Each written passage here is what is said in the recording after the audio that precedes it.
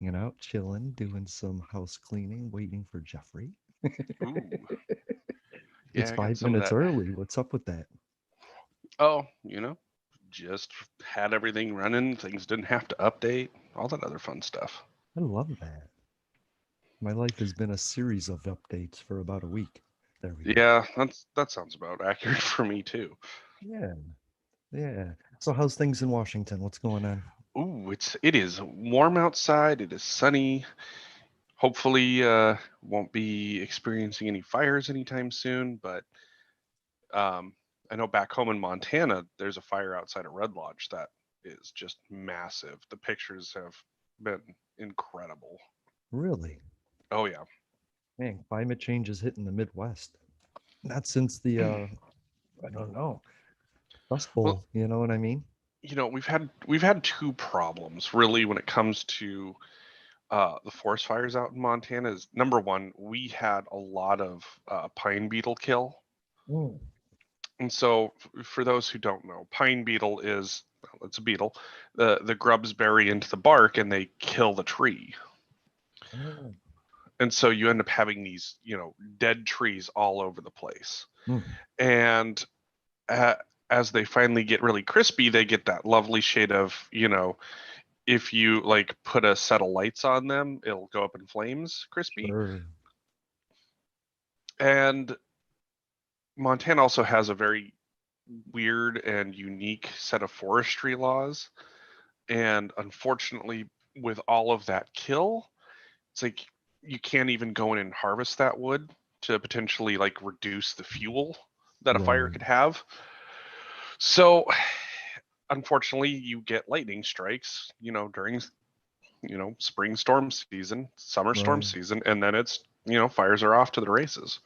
Hmm. And so it's been a frustration for a lot of Montanans for a while, where it's like, you know we're the kind of people who understand that the beauty of forested mountains, but we're also the kind of people that understand the dangers of a bunch of dead fuel sitting on a mountaintop and what that's going to look like. Right. Especially when there's Jewish lasers up in the sky just ready to take it out in a moment's notice, you know? It pew pew I pew mean I pew. mean lightning. I mean lightning. Jewish lasers. What am I Oh talking? hell, you flick a spent cigarette button, before you know it, it's a 25,000 acre fire. Right.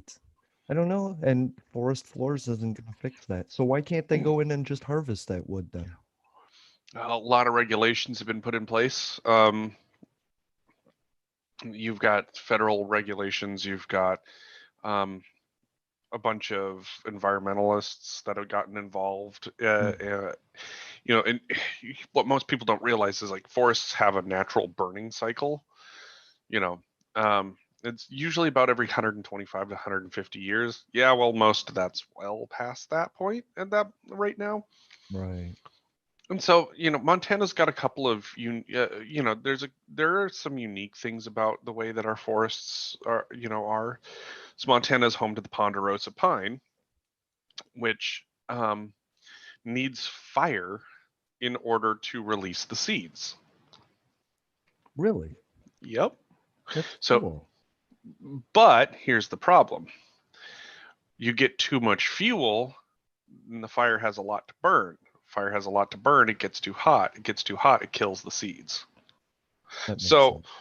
so unfortunately, it's while there's this element of, yes, we definitely need to have some fires in order to make sure that the species proliferates. Mm. You also have this other issue of there's too much fuel.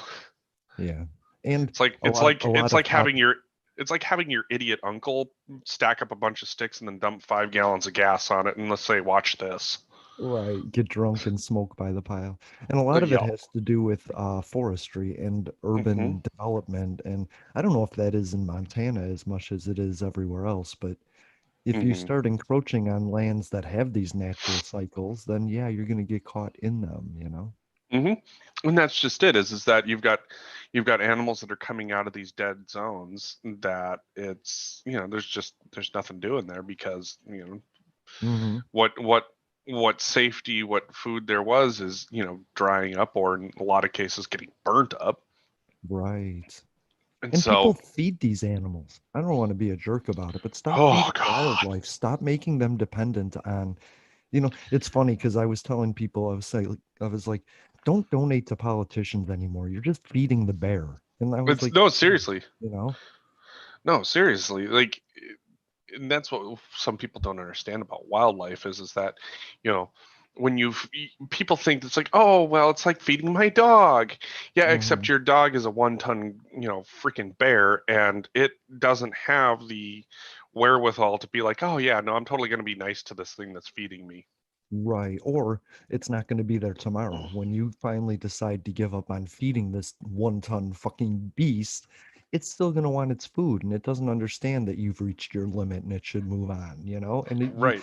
I mean, I watched these guys do this with ducks and geese, feeding them every day, and that the ducks would die if the guy didn't feed them because they were just domesticated that way.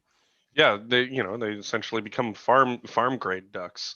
In Yeah. which case, it's like, I people don't understand wildlife at all, and Mm-mm. it's really funny that we constantly have to tell people, hey, this is a wild animal, don't try and touch it. Right. And it doesn't help that people are starting to domesticate like foxes and wolves and raccoons and these animals that just now suddenly people are like, oh, that's adorable. And so they go out into the wild and they think they can just catch one of these things and keep it. And that's not how it works, you know? No, I like my mom had a friend who had a pet skunk once upon a time, Mm. and I there was a kid in my school that had a raccoon for a while, because it was abandoned as a baby. Hmm. And people don't realize that just because it's a baby and then you raise it, that doesn't mean that it's not going to be, semi-feral or mostly Yeah. feral. It was born to be semi-feral, like monkeys. People get monkeys and then they reach that age of where they want to just procreate and you can't do anything with that monkey, you know what I mean? You just have Hmm. to give it up, and it's so sad that people are doing this. It's well, and especially like watching. I mean, every year it never fails. Somebody in Montana, somebody goes to Yellowstone and they decide to pet the bison, and then the bison Mhm. just completely fucking launches them, and it's like at some point it's like fuck it, Darwin Award it is for you, I guess. It's like as Animals, as, as much as animals park have a def- rangers can't do it, I'd love to have them just like have a stack of Darwin Award medals and just award the recipients on the way out of the park. animals have a defense mechanism. That's why they're still alive. You know what I mean? So I And, don't and know. like, and it's so funny because you have this weird human nature of we want to touch everybody else's baby because it's cute, but Hmm. mom of the baby is like, dude, what the fuck are you doing? Why are you touching my kid?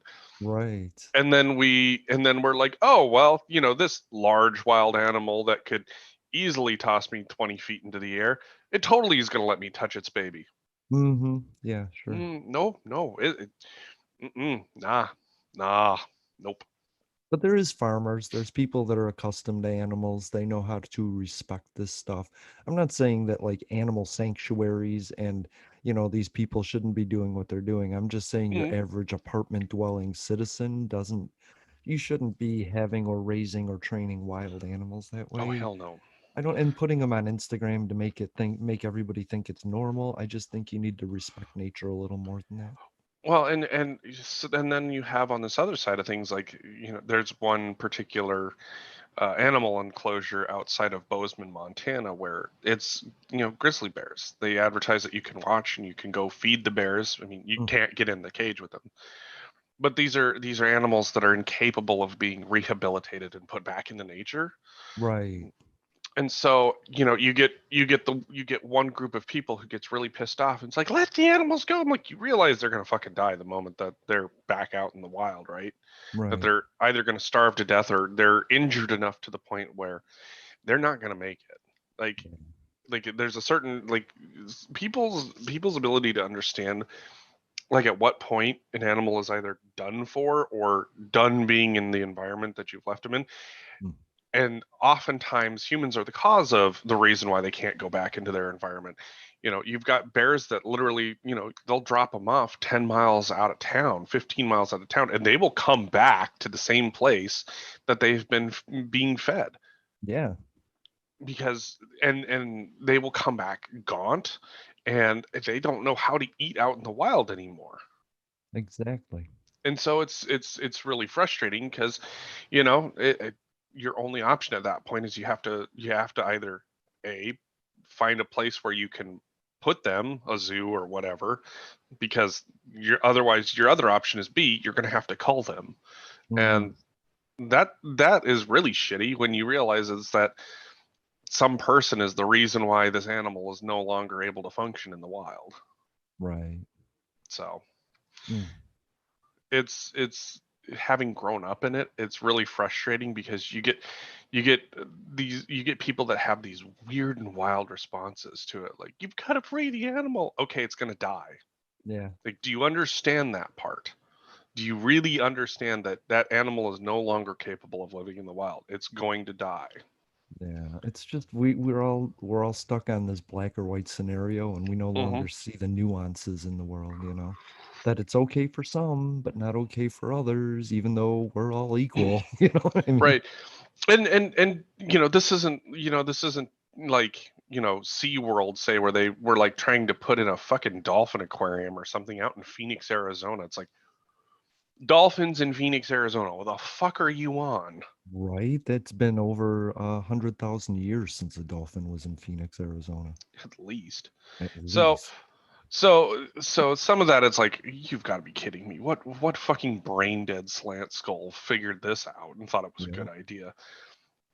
Unlike, Bozeman, Montana, there's plenty of grizzly bears in the hills. It's just that, these ones happen to live in an enclosure because they're not capable of being put back out into the hills. Yep. You know, Places where, they're capturing animals to, put on a show is, it's a little skeezy to me. I don't like that idea that, you have to capture wild animals in order to put on a show for people. Ugh. it it's, I don't know. Maybe it's because I never grew up in the circus era, where people Oh, watched, lions and tigers and bears do tricks on circus balls and with ring handlers, and occasionally watch the handler get mauled, the normal. the circus was always a sideshow weird thing to be at, you know? I've been to a couple of them, and it was just so weird. The light shows and everything were amazing, but then it was all to distract from what they were doing to the animals, you know? Right. And that's one of those things, like, growing up as a conservationist, it's like, yeah, don't get me wrong, like, I love going out and I love getting a big deer, but at the Mm. same time, it's like, if the population ain't there, I ain't going hunting. That's just, what am I going to hunt later if I go do it now? That's just the answer that you have to have. It's just being a reasonable hunter, you know. And so it's one of those things where the nuances of it anymore are lost upon most people. And Hmm. for one reason or another, I mean, don't get me wrong, there's people out there that are like, oh, well, it shouldn't be a problem. I've seen plenty of deer. You think you've Hmm. seen plenty of deer. And then you have the, we have too many deer. Well, that's because nature's bouncing back, and it's because there's no natural predators out there now. And all of these animals have, whitetail developed this disease called blue tongue. Basically, their tongue swells up and it suffocates them. Yep. Yay. And if you don't keep the population under control, blue tongue runs rampant. Right. Because you can't vaccinate random deer in the wilderness. No, no, unfortunately you can't. Mm-mm. We don't have that level of being able to tag and track animals. I know that there are other countries out there where it's like, they have a very, well, then that goes into like that whole enclosed hunting thing, like they do in some places. Like Texas is one, where basically they Mhm. raise deer and all these other things, and these deer can't escape these enclosures, and then you Right. literally just like go corner the animal, bang, and yuck. Yeah. Mm-mm. I heard you could blow up a cow with a bazooka in Nevada. I was excited about that option, though, I'll tell you. But more for the bazooka than the poor cow. I personally would rather eat the cow and then shoot the bazooka, but I'm blind. I'll miss the cow and get to the bazooka. miss the But cow, yeah, blow yourself up. I Then the get steak that. walks away. And I'm in an area where there's actually snakes in the yard, like rattlers and mini rattlers, and I don't even know, but they're constantly telling me, and I'm happy I have my white cane now because I can just like in front of me, I can snake check. Right. Oh man, dude, even working out in the field where, being able to see constantly had something out in front of me so I could snake check in some places. Right? There was one time when I was working for the USDA, we were in Wyoming and we're not allowed to have guns in the truck, when I was working because I worked for the feds. You're not allowed to Mm, do that. And we worked in some places where, I mean, it's not like I needed a gun in order to deal with the local wildlife. It's just that there were a couple of scenarios where one would have been pretty nice to deal with, but for the most part, yeah, it's like anything else. You just have to understand most animals have a defense mechanism and most of them want to get the fuck away from you. So exactly. Yeah. there was one time I mean to tell you, like, a couple of good ones is um we were out traipsing around and the water level had been coming up in this dry lake bed. So naturally, all of these places where, some of the animals had made their homes are now flooded, so they're moving up. Well, that means that there's going to be more snakes where I'm walking. Hooray! That sounds like not so much fun.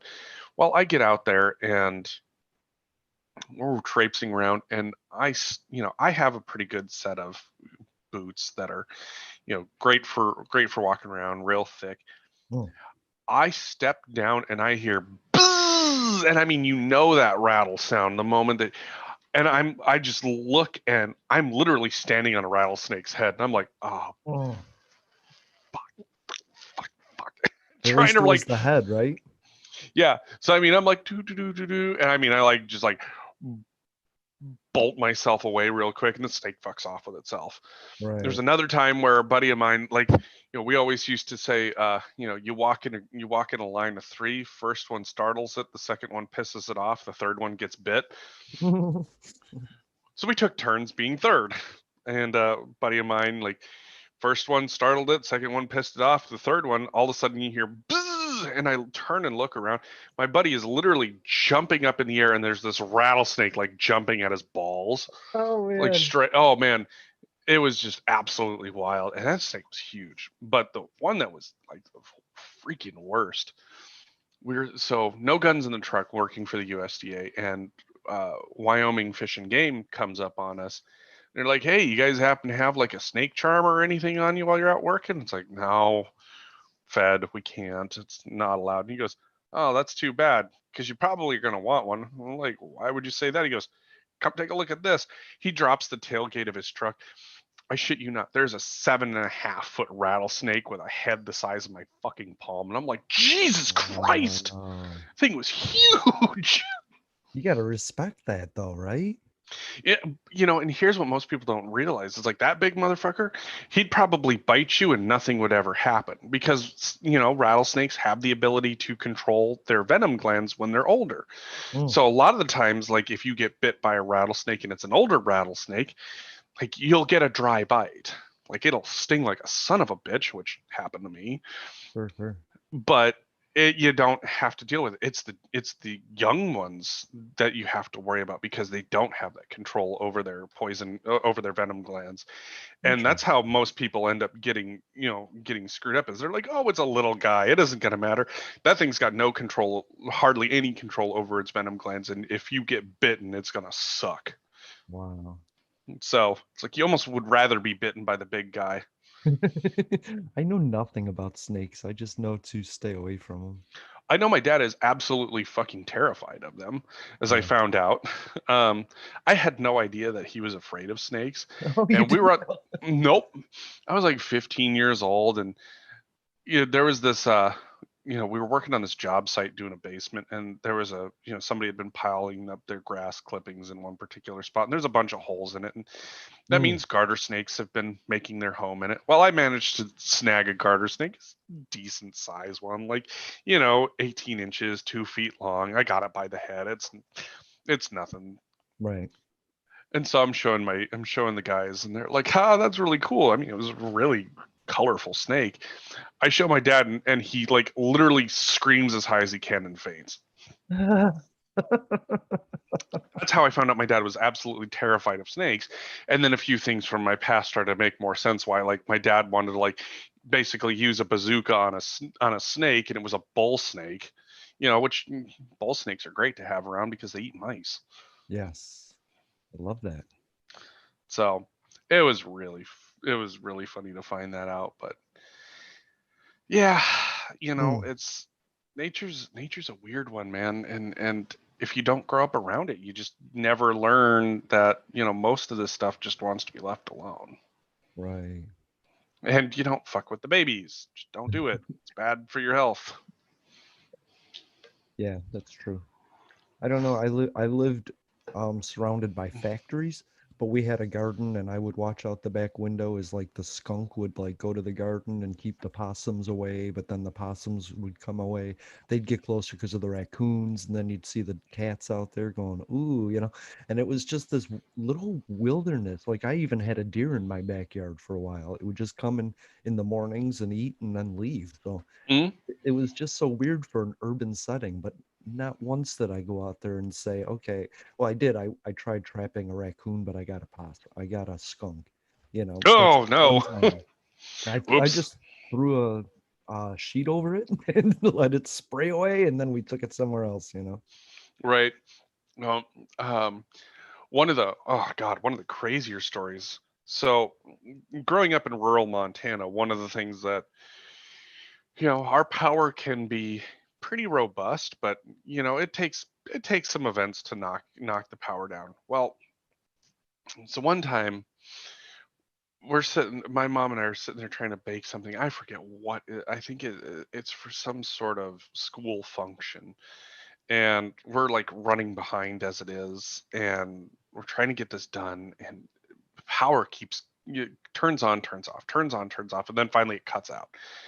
And it's like, what the fuck is happening? And so I, just go to check the meter, and my mom looks up and she goes, "Oh no." I'm like, "What?" And she's like, "Oh fuck, I hope your sister doesn't come outside." And I'm like, "What?" And she's like, "I think her cat is on the transformer getting electrocuted." And I'm like, "What?" And I look up and I'm like, Wow. "Wait, that's not a cat. That's a raccoon." And there was a raccoon had like tried to get into this transformer canister and was getting electrocuted. And I was like, "Oh shit." So we had to call the power company and have them come out to come deal with it. Hmm. So this thing would, like, every once in a while you'd see it like move and then just like drop. And it's like, "Oh god, this thing's fucking toast. It's going to smell something fucking awful." So the power company comes out, luckily, they mobilize pretty quickly to get Hmm. somebody out and take care of us. And they're like, "Oof, this is going to be bad."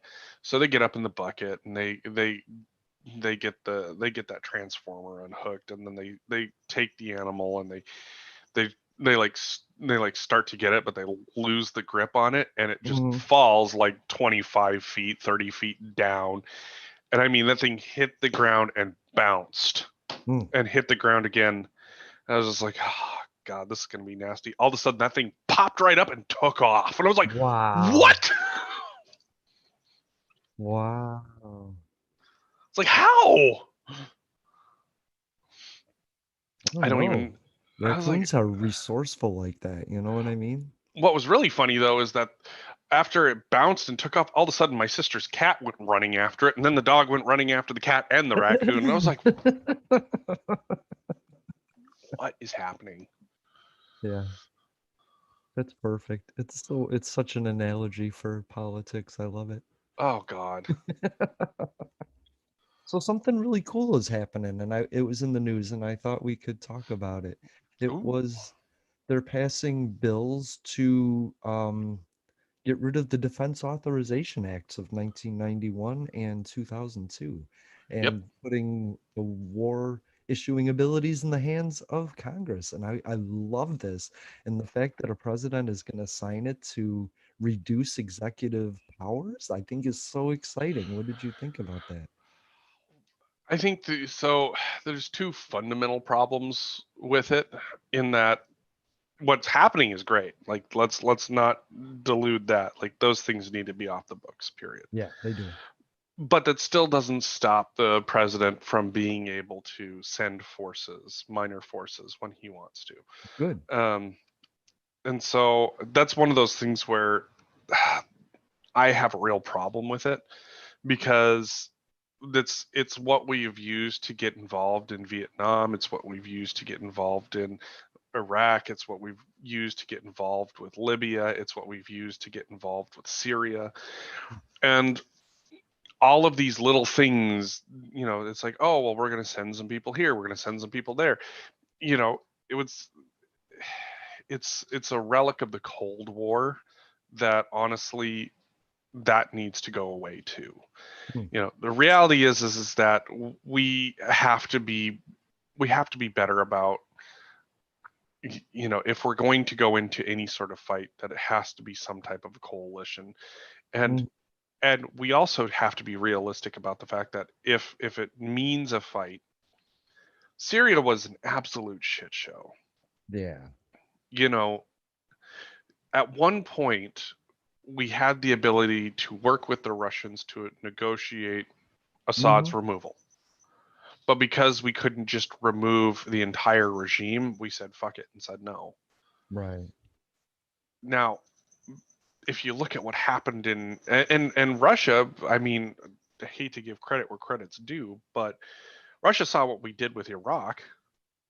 We removed the head and the party, and it has been a shit show. We did the Yep. same in Afghanistan. And now Afghanistan is playing out exactly like Vietnam did, where it's like, all right, bye. And as we leave, the Taliban's taking back over these areas. Yep.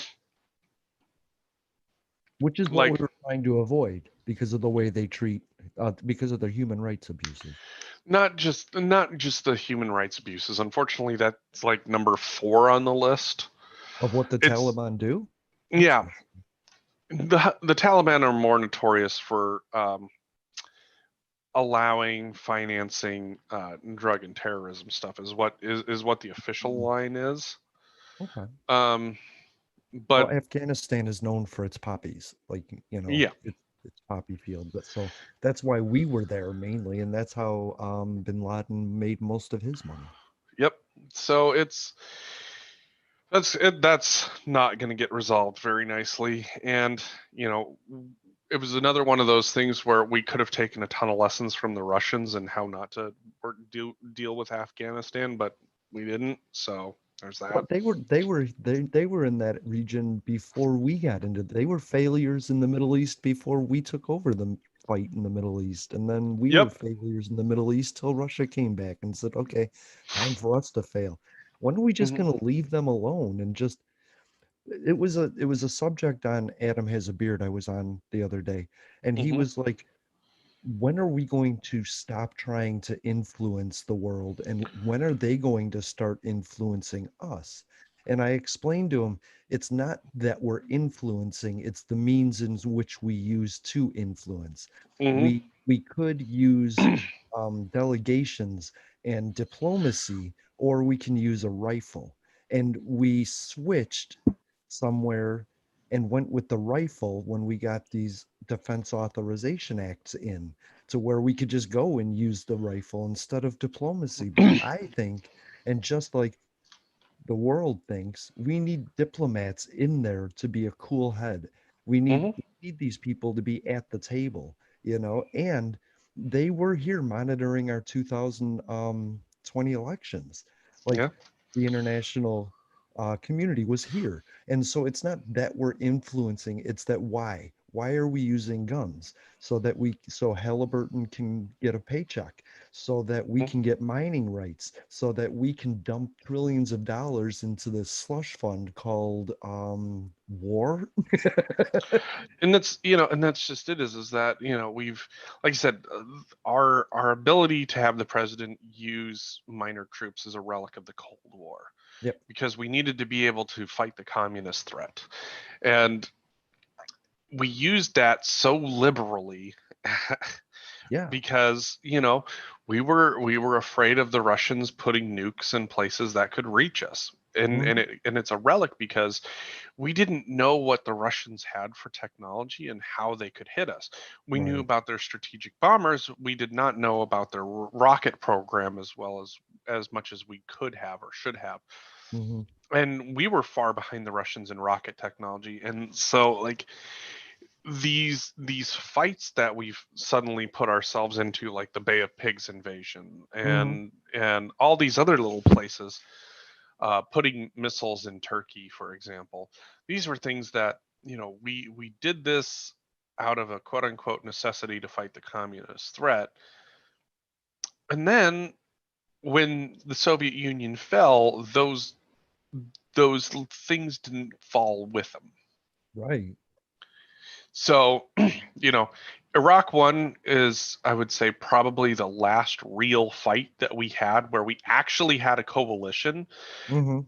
and a group of people deciding that something had to be done and it had to be done the right way. Right. And after that has been us pretty much deciding to do whatever the fuck we want. And Yeah. sometimes people go along for the ride and sometimes they don't. And that's been a mess. Exactly. I tried Iraq explaining. 2 was a mess. Afghanistan is a mess. Libya was a mess. Syria was a mess. The fight against ISIS was a mess. Like Mhm. it's just been a fucking disaster, one right after the other. It's a search for an enemy so that we can spend the money on it, you know? Yeah, and Yeah. unfortunately that's pretty much how I've come to see it. Is that it's not like our troops have the best technology right now. I mean, we spend a lot of money on defense contractors, but the issues that the troops have are still the same. Mhm. Under equipped, understaffed. Not enough equipment, not enough good equipment, not proper equipment. We're, I mean, I wouldn't say that we would be stretched too thin in terms of supply lines, but you would think that if you're going to send your people off into a fight, you would want to make sure that they're as best prepared with, I wouldn't say the newest equipment, but at least the right equipment for the job. Right. Yep. When you look at the whole like up armored Humvees, that was a fight for a long time. Like the vehicles that they had weren't armored enough to deal with IEDs. Right. Mm. So it's one of those things where it's like those issues still exist. They're not as loudly spoken as they were, but it's harder to have your troops be appropriately supplied and have the appropriate equipment if you're just constantly sending them out and spending a ton of money and not actually doing the upgrades and the work that you need to And using troops is so 1940s, you know what I do. mean? Like we have the ability to get behind like you said an Xbox controller Mhm. and send a drone anywhere in the world to do anything we want. We could guided missile a country away. So we Mhm. don't really, and we have the ability to bring troops anywhere within 8 hours, Mhm. anywhere on the globe in 8 hours. So I don't understand why we need to station those forces there. I think we need intelligence. CIA. I think we need these.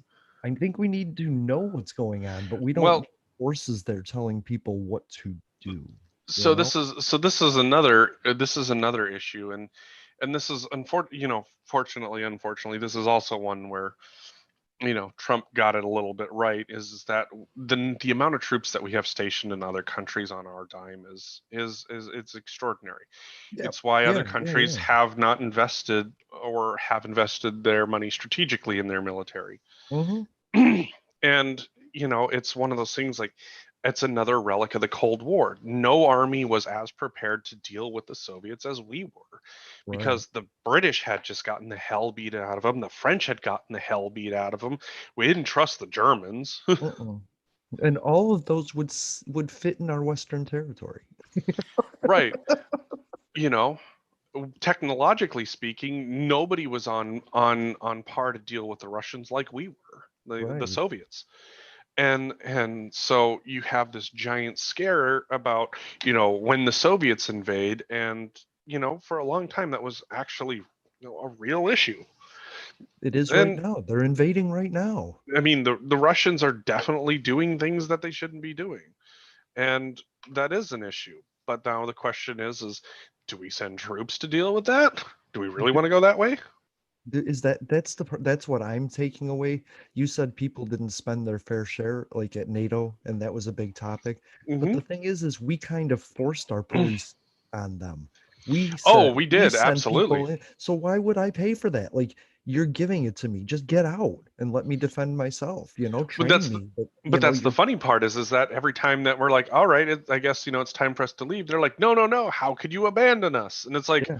okay, which is it? You either want us here or you don't. Take your pick. Right, but we're paying to be there. It's like Yeah. we took the vacation. We're in Germany. We have 1,200 troops in Germany because we decided they were there, And I think it's a good idea. I think that we should show force in a NATO style fashion. What I was telling Adam was a state law protects you in your state. A federal law trumps a state law.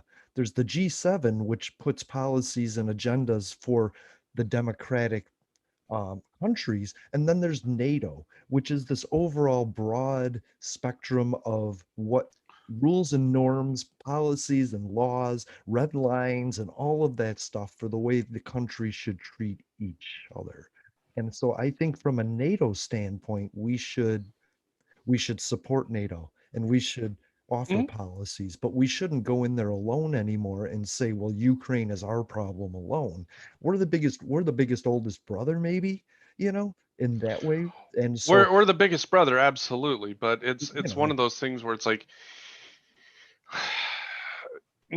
you also have this really fun issue of the fact that a lot of those countries that you've mhm, listed are highly dependent on Russian natural gas. yes. And Yeah, so and gas. That's Russia's economy right there is there, Germany's yeah. pipeline. So the idea that this is going to be as simple as, we should just go in there and give the Russians hell, it's not going to happen I because That's my point. I think we should go into NATO and say, "Hey, this is our plan," and have NATO go, "Oh, okay. I like this, but not this and not this. Okay, let's come up with a plan as a coalition, like you said, and attack this from an international you're standpoint." only you're You only know what I planned to mean? deal with this in order to ensure that your allies aren't going to like freeze in the fucking winter. I mean, is Mhm. either A, heat up the climate so that way there's never a winter again, or B, you have to find ways to create energy independence for all these countries so that way if Russia decides to be, fucking coy about whatever it is that they're going to do with Georgia or Mhm. Ukraine or whatever, that The- it's like, okay, sure, this isn't going to be ideal, but we're not going to be going broke or going Right. cold over this. Yeah. So, unfortunately, it's just that web is so delicate right now that you can't, as much as we would like to tell the Russians to shove it, it's Well, not going to happen. we have the right to say it. They don't have the right to do it. I mean, they don't have the obligation to do it. I mean, they're still a country. They still need to import, export, and run their Mhm. economy. You know what I mean? Absolutely, and so this is where this is where you either have to find new natural gas fields that can work to supply Europe and let Russia have freeze themselves out, Right. or you either have to put up with a certain amount of bullshit. And unfortunately, like when it comes to the Eastern Bloc, most of NATO is still like, I Yeah. mean, is Crimea really that big of a deal? Yes. I mean, the answer is yes, but when the answer is it a big deal because Russia annexed something by force, or is it a big deal because if I open my mouth too much, I'm going to go cold for the winter? Mm, good point. So, um, this is as much as I would love for a giant middle finger to be raised, it's not going to happen. Yeah. No, I get it. I mean, we've deemed Russia evil. right? They're evil because they do evil things. But Like I don't everything know. else, the Russian government is a problem. Yeah. Russian citizens themselves are like, why the fuck are we doing this? Well, they don't even know they're doing it. That's the thing, That's because their but TV leads them down a different road. Victorious wars. We're defeating democracy wherever it is because it's attacking us, and they don't know. They don't know about solar winds. They don't know about the pipeline hacks. You know what I mean? and the same can be said for us and Mm-hmm. what our government is doing to probably Russia. Right. The answer is, the answer of it's like, oh well, we need to tell them off because we're the good guys and they're the bad guys. It's like, yeah, that's kind of relative because it's not like we haven't done some real shady shit by going into Iraq and Afghanistan and fucking with Libya. It isn't. Venezuela. Yeah, it's not like we got much room to fucking talk. Yeah. It's like we talk a very big game, and until people can either realize or recognize that you know the way that this is going is not helping anybody. Mm-hmm. It's not going to help Russia. It's not going to help Ukraine. It's not going to help us. It's not going to help Europe. You know, our involvement, funny enough, has often led to worse outcomes than we could have ever imagined. It's like Every time. I'm watching the whole election that's happening in Peru, where you have this socialist teacher that looks to win the Mm-hmm. election, and I'm just going, all right, and the CIA is going to start work in 3, 2, because it's like that episode of Family Guy where Stewie's trying to draw something and some dude's yelling, "It's a jackal, jackal! It's a jackal, jackal, jackal! It's a jackal! It's a jackal!" It's like it wasn't right the first fucking 5 times you said it. Right. The same thing. It wasn't right the first fucking 5 times we've gone in and toppled a government. What the hell makes you think that this time's going to go any better? We really stopped leading by example, you know? Yes. And we started just telling people what they should think about us. And they have their own opinions about us. And that's the problem, is that when Russia talks to its citizens, it says, yeah, we jailed protesters, but we don't use fire hoses like you did on your black people. And so I they're mean, always saying that we're worse than them at certain things and that their way is best, you know? and that's the funny thing is that we sit down and we criticize Russia on their LGBTQ rights Hmm. and their crackdowns on the LGBTQ community, but over here it ain't exactly, it's a little bit better. Yeah, I mean, the government's not going to come and fucking kill you for being gay. Right, Don't know if the government's going to have your back if it happens, though. And right. it's like, what was it? I mean, you think about it, we've had the discussion of, well, was it really a hate crime when somebody is literally murdering people, screaming all sorts of different epithets? Yeah. Was it really a hate crime? Do we really want to try to, well, is this going to like make my political base feel uncomfortable with? It's like, we have Hmm. no room to talk about what Russia's doing when we're doing this kind of shit at home. Exactly. Should I offer a lawyer to Kyle Rudolph? You know, is he in a bad situation here? Or Kyle Wittenhouse or whatever his name was? Yeah, Rittenhouse, yeah. yeah. Um, I don't know. So LGBT rights, right? The Supreme Court just said that Catholic charities did not have to um what, foster They did to not have to same-sex consider. couples. Yep, they did not have to consider same-sex couples, and it was a 7-2. Right. Mm, So that I yeah, yeah. I mean, I grew up Catholic.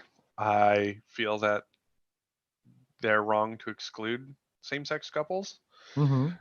I mean, I think that if you've got children that need homes and you want children to grow up in loving families, that you need to consider all options Agreed. because don't know how it's I strongly disagree with them, but at the same time, like what the Supreme Court decided on is that it's very much a separation of church and state, and so Mm-hmm. like since this is a church that's doing this, Yeah. it's you can't insert government influence on it, and I think I think that's If it doesn't receive funding from the Right. government has nothing to say. And it's not like the Catholic charities were like in 2017, oh, we're no longer in favor of same-sex couples. It's been their belief since the beginning of time that same-sex couples are an Yep. abomination or whatever.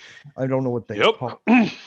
So Sinful it's not against like God. it's like you said, a bear is going to be a bear. The Catholics are going to be Catholics, and Yeah, the Catholic, I will say, the Catholic Church is going to be the Catholic Church, and hmm even amongst Catholics, like this whole stance on Joe Biden's stance on abortion, hmm that had Catholics split about in a third, going, we don't really need to be calling this out because we're a varied group of people and varied understandings. It's so even amongst even the Catholic Church there's still a heavy split. It's just that that heavy split is towards the traditionalists. hmm And so yeah, they're not going to be happy about a Catholic president advocating for abortion rights. They're not going to be happy about a Catholic president arguing that same-sex couples should be able to adopt children. And hmm that's unfortunate I because don't I know a think lot of Catholics who do support that stuff because in the end exactly. they understand that judge not lest ye be judged. Just stay out of my life, and I think that's what he's advocating for is personal rights. I don't think he's saying. I think Joe Biden is saying I don't like abortion, but I also don't like infringing on your right to live your life. And I think that's one of the things that most people don't understand is I can't I don't have any insight into Joe Biden's mind about what he Right. actually thinks about gay marriage, what he actually thinks about abortion rights, what he actually thinks about you know the adoption of children by gay parents. Like I can't we don't have that level of insight. And Right. here's the thing: how would the public react if he said, "Yeah, no, I don't actually support those things, but I'm advocating that they should be within your rights to do"? Yeah. The public wouldn't be able to put those two thoughts together. They haven't, because I heard him say exactly that. I heard him say that exactly that. I don't personally, I don't agree with abortion, but I also don't agree with infringing on your rights. So And it's so that's just it, is that the public can't comprehend that. It's like they either see it as abortion good or abortion bad, gay marriage good or gay marriage bad, right. gay parents, gay people adopting kids good, gay people adopting kids bad, when the hmm reality is that it's like, even as someone who's not necessarily a fan of abortion, it's still a right that people should have. And it's and that's the other thing too, is that I can't I can't put myself into that moment to say how I would decide. I know Right. how I feel right now, but it's still one of those things where I say, not my body, not my choice. Not my fight. I'm sorry. I'm happy to support somebody that's fighting the fight, and I believe Absolutely. in rights completely, no matter what those rights are being infringed on. My opinion of abortion doesn't matter. I wish we never had the use for it. Like Right. I wish R- our country was different and we saw sexual responsibility different, but I'm all in favor of rights. I'm not right. saying that, but you have to also in that frame say, well, then the Catholic Church has its rights, right? And And that's you yep. can't necessarily force them to do something that they find immoral. But on the other hand, they can feel that the Catholic Church can feel that way as long as they're not infringing on other people's rights to feel the way they're feeling. Right. And that's the tough part, is that everybody feels like they belong in somebody else's business. hmm And that's one of the heaviest criticisms that I've had. It's like, okay, you don't think abortion should be a thing. Okay, so how do you want to deal with a kid that's either going to grow up in this really negative environment? hmm And their answer is everybody should be born. Okay, well, what's going to happen after they're born? I'm like, fuck, not my problem. Not my problem. No. It's like, okay, so then why is anything before that your problem either? Yeah. I just find it amazing that when you're like, "What's your opinion?" People have no ability to say, "Yeah, I don't know." I have no opinion. Not my fight, but I'm happy to learn, you know? Yeah, and that's just it. Is that like when you talk about all of the different issues regarding people of color and indigenous rights, Mm-hmm. it's like, man, like wading into that for me is really uncomfortable because what in the fuck am I gonna say that's going to be like, oh yeah, no, he's totally got this down and he totally knows what's happening. Right. No, it's tough because obviously I am for everybody being able to have their rights, and Mm-hmm. you know equal rights doesn't mean less rights for somebody else. That's right. And you can't give somebody rights. You can only take them away. Exactly. George Carlin on The Simpsons said something so wise. Simplify. And I always think about it like these fights, they can get into such tangents, but the truth is Hmm. if you look at it through a human rights perspective, it's a yes or no. Do you want to take away the rights of an indigenous person? No. Do you want them Your to answer should be no. yeah, right. Do you want them to live a life of happiness? Yes. Prosperity, if they can. Anybody? Yes. And so that's the lens you have to look at. I mean, abortion, oh, is it immoral? Is it not immoral? It's a right. Look, we can talk about it all day long. We can talk about the science of what cellular life looks like, Sure. and try to advocate for whether or not something is life or not, whether or not something is viable or not.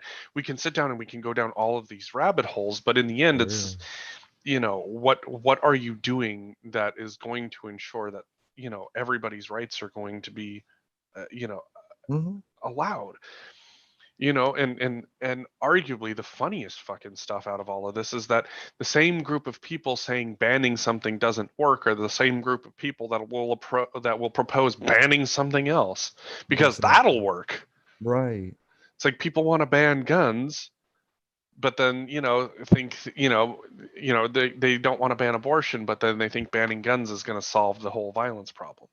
Or Hmm. you've got people who are going to ban gun, it's all over the place. Or like, no, no, no, we can't ban the banning of drugs hasn't worked, but if we ban X, Y, and Z, it's like, if you ever want to really find out what a ban looks like, here you go. Here's your research project. Look up prohibition Hmm.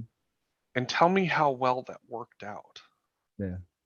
Because here's the thing, a ban is only a ban if you actually fully stop everything. Do you know that people could get prescribed liquor during prohibition? Sure. Prescribed liquor. Yep. Not to mention the black market shit that was going on. And a year from now, you're going to be like 100 years from now, you're going to be like, people were actually prescribed marijuana. Right. Yeah, you could, or the fact that, what was it? The US government had a program where they tried to do marijuana.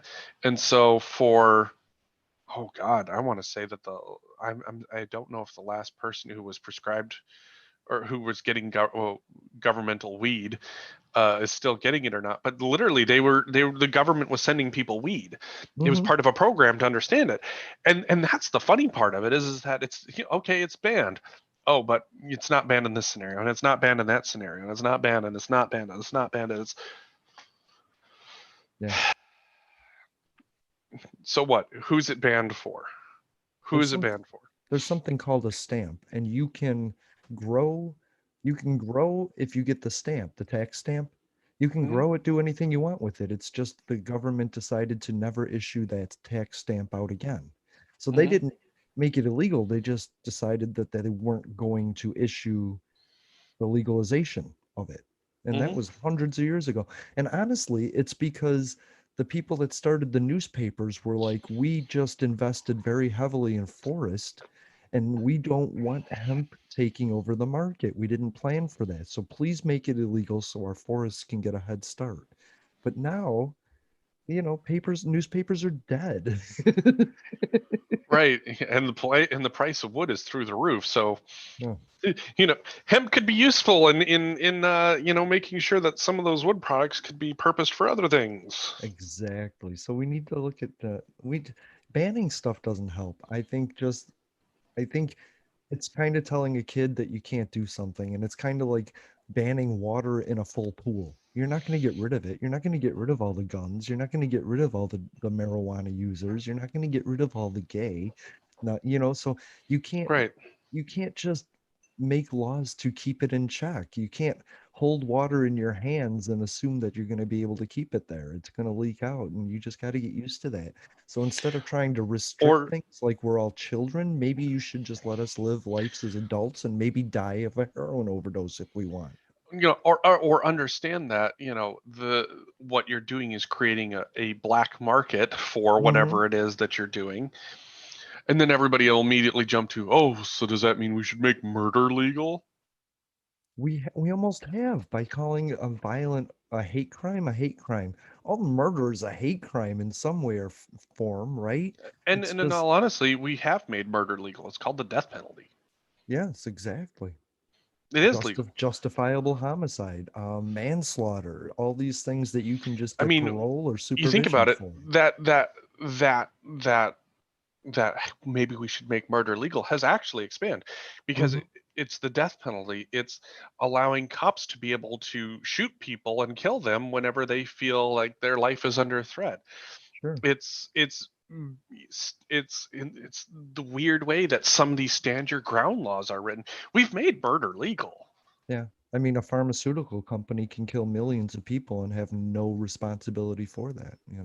So the idea that we haven't made murder legal in some respect is garbage. Right. I will say this, when it comes to like the death penalty, the stance that tends to piss everybody off, it's not that I oppose the death penalty because I don't believe some people deserve to die for heinous crimes. It's that the amount of time and money it takes to get them to the executioner's chair Hmm. or to the needle or whatever have you costs so much money. That is that person's life really worth all of that money to try and just take them out? Or you could study them. You know what I mean? you, you, it's Oh, I like it's that. it's not There's worth it. It's there's this. and the other part is that they get it wrong so many times. So Yeah. many times people that end up on death row were innocent people. Yeah. That in and of itself should also be a huge problem for people. Look, Mm. it's with the advent of technology, some of this stuff is getting more and more sure. Absolutely. Yep. But there's a Yep. Yep. lot of stuff out there that's still like either completely biased or completely bullshit. Right. Hey, Jeffrey. Yeah. Thanks for listening to Public Access America's Sunday podcast. We're gonna come back in a minute with our Thursday episode.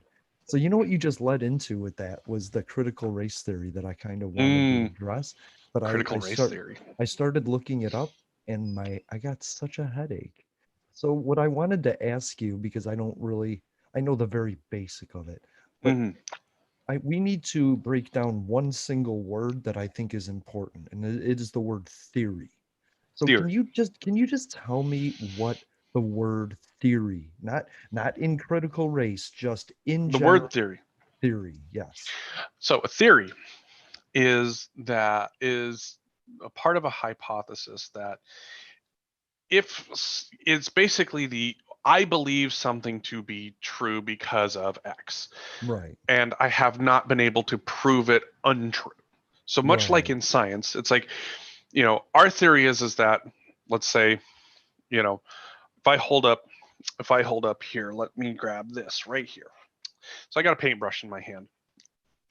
The theory is that, that this we say that this paintbrush is going to fall and hit the table, and if it doesn't, then we have to reject that and accept the alternative, which is whatever we determine the alternative to Whatever be. the results are, right?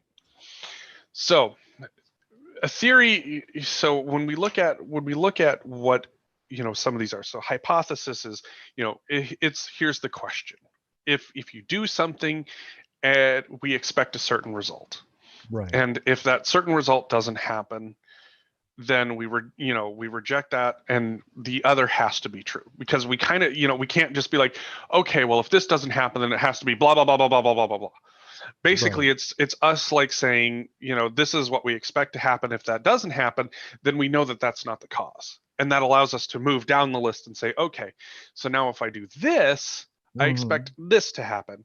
And if that does happen and it repeatedly happens, it becomes a theory, because then you have to really dive into the science of it.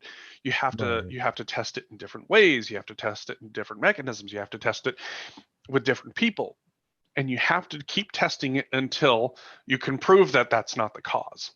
Right. Now, So is a theory is a step below a law.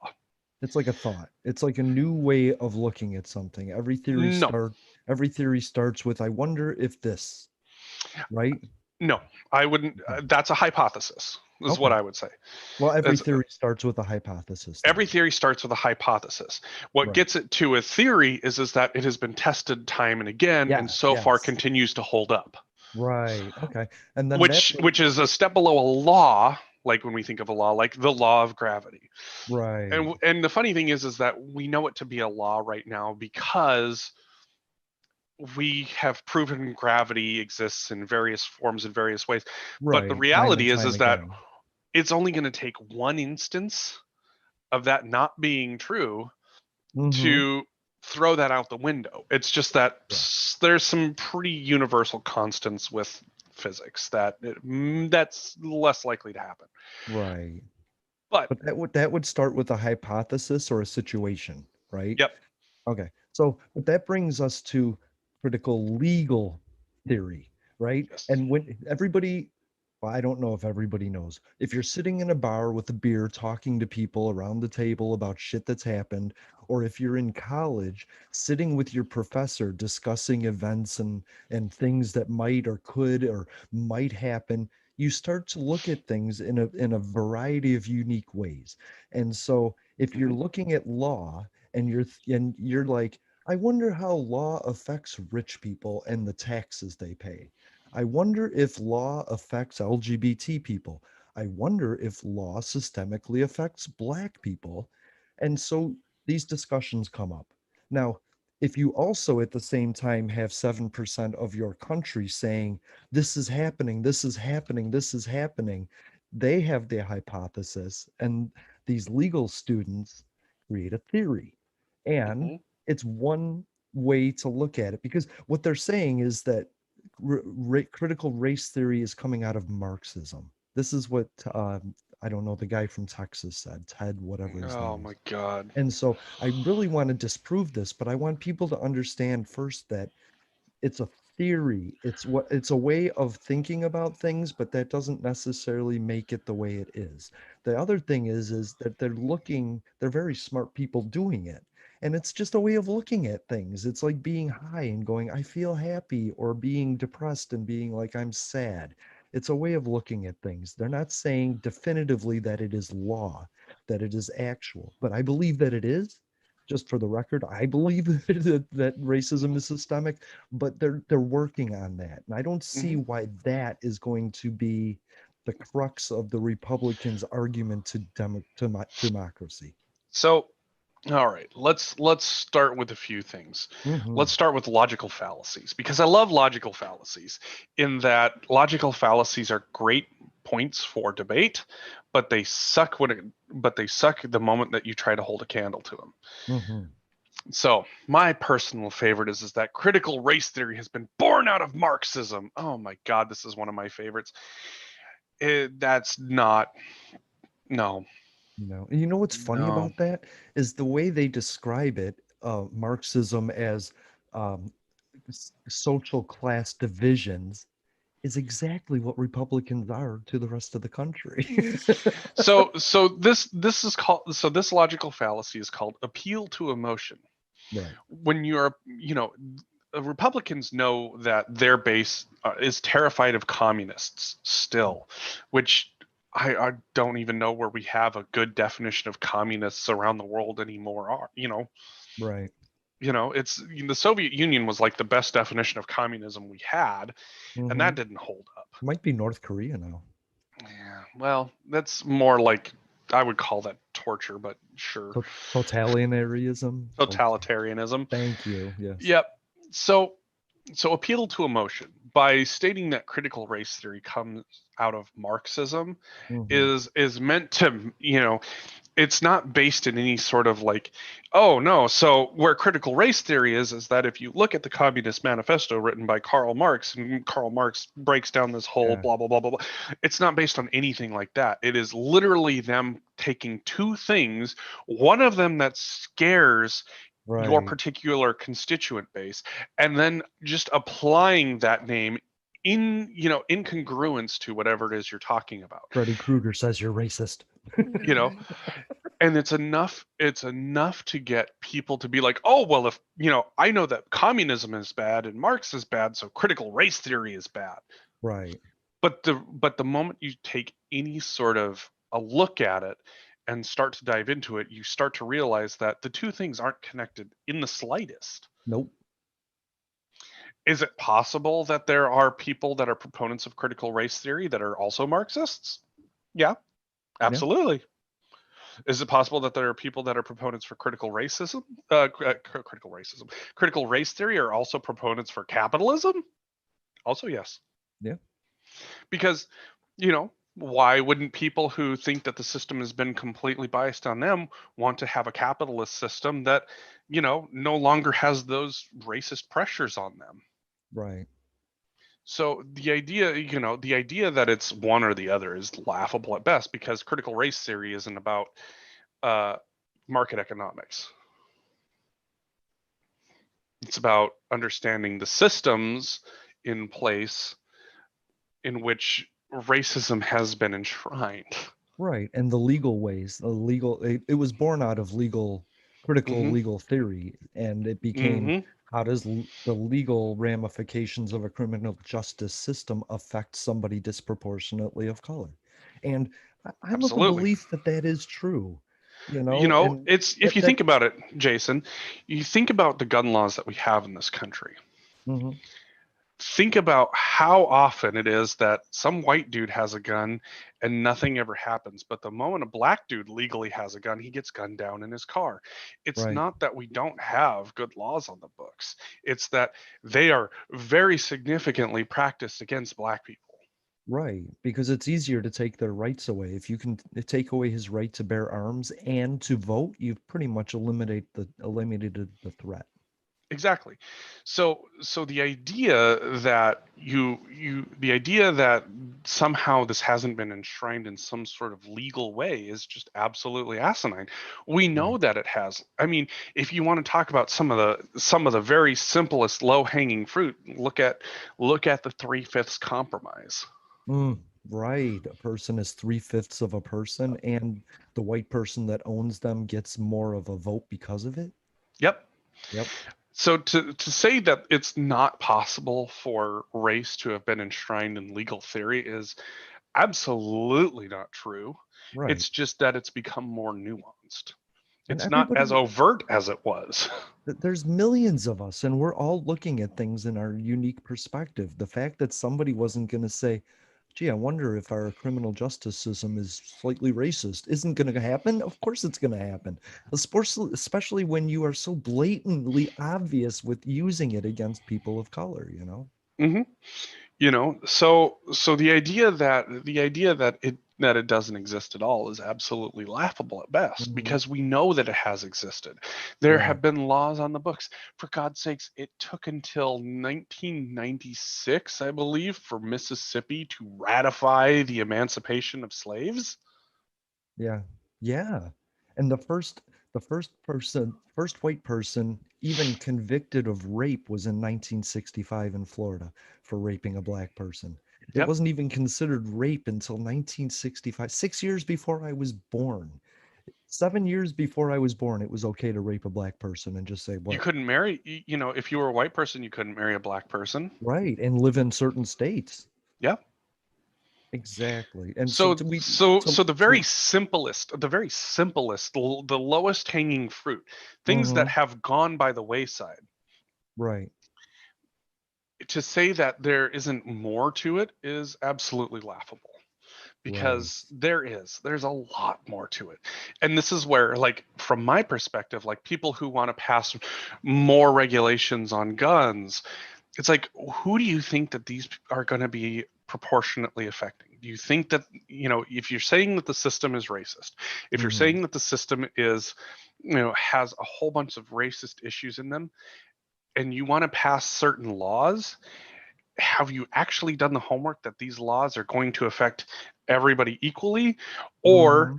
is it that the system is still fucked, and now you have yet another avenue to use new laws against people of color? And that's, I can't speak to that personally. But But on a you can surface, you can watch the world and see as how it happens. absolutely. On the surface, though, to me, it's, you haven't fixed the issue, but you want to add more to it, and you somehow think Exactly. that that's going to make it better. Another band-aid on a wide open wound, you know? Literally. Yeah. So, and without looking at critical race theory and, I mean, structurally and holistically examining all of these things, Hmm. how are you ever going to find out what equality looks like? And that's the one thing that we have to make sure that we get into our own heads. Yes. Equality of outcome versus equality of opportunity. Yes. There is no way that equality of outcome is ever going to be a thing. Right. But As much as before we move on, I just want to say the other part of this is that they're saying it's your fault. Like, if race theory is a theory, which means it could just as easily come out that there is none as that there is total amount. And Mhm, if you believe there is no racism systemically, you should be okay with having this theory, this discussion, this discourse. mhm, You should be absolutely. okay with that. But the other part is that the Republicans are saying they're talking about critical race theory. They're saying you're racist, and it's all been your fault. And I want Mhm. to I want to specify nobody's saying that it's anybody's fault. It's saying that we want an accurate description of history so that we can fix what we made. And here's the funny part is that I forget what politician who said it is that, we can't have the youth being indoctrinated by such dangerous ideas. Hmm. Like we haven't been indoctrinated that America is star spangled awesome, and that we've never done anything wrong, that we've never, Right. exerted ourselves in places and done terrible things. And fuck, we can't even say that we haven't done terrible things to our own people. That's right. We just did it a couple of years ago. Like, we have, spying on our own people. You've Mm, got drug experiments on your own people to figure out what mind control could look like. you've right. got you've got epidemic, pandemic, you've got disease Hmm. infections in order to Syphilis understand. studies. Yeah. So the idea that, these things aren't also being taught, that America has done some shitty things Hmm. to its own people nonetheless. Right. Not even beginning to touch on what we've done outside of our borders. Yeah. Well, we find new and useful ways of keeping people distracted. Mhm. Drugs, So these poverty, poor health. These are all ways to stop you from looking at the fact that nobody's doing anything for you. so the idea so if you want to, make the indoctrination comment, it's like, let's talk about the fact that, you know I know people that never even learned about the Tulsa race riot massacre until just this year. Me? Last year when Donald Trump wanted to go there, that's when I learned about it. Like, I learned about it in high school, but I'm coming to find out that I'm one of the rarer ones to have Mm, learned about it in high school. right. So that I wish I could call that surprising. Hmm. That's not. No, But even then, like my memory of it, like, I'm curious how much of it I'm remembering correctly, even, because I can't speak to whether or not, I can't speak to whether or not how accurate it is and how whitewashed it is, to say the least. Like, because how do you tell people about a fucking massacre when they're kids, hmm all because the other people had money and were people of color? Right. Like how do you tell people that? And of course, I've had that conversation with my kids. It's like I don't know I don't even know the best way of broaching some of these subjects, and that, as an Right. adult. I think it's in movies. I mean, the Montgomery bus boycott came out of Reese Taylor rape. And Mhm. Reese Taylor was raped, and that movie was A Time to Kill. And I never put those together till I learned about the Montgomery bus boycott. And then I realized that this lady was pretty amazing. You know what I mean, for what she Mhm. did. And so what happened to her is she was taken to a dead end and raped and left for dead, and she crawled to her pastor who took her to the police because her congressman said if you don't report it, it's not a crime. So she had to go and report this rape to the two police officers that raped her. And she did it. And that had to be freaky as fuck for her. But it's this way Oh that Jesus. it's the way that we whitewash history with our movies, and and then how we learn about it. And we need it. Americans, Mhm. we need our stuff in small doses like that. You can't tell me that everything up until me was just devastatingly racist. You gotta spoon feed it to me a little bit at a time until I'm like, I get it, I'm less racist.